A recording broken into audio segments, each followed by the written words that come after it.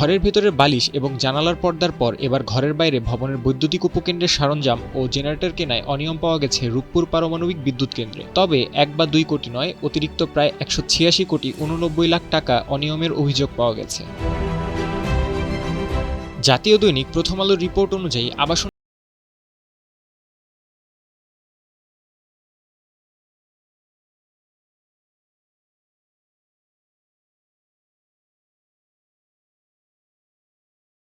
হয়েছে।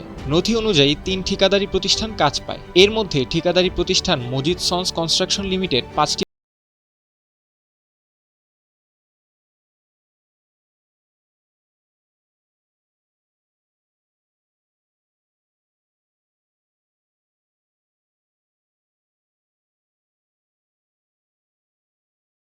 লাখ টাকার বিল ৪৯,৪৯,০০,০০০ টাকায় গিয়ে পৌঁছায়।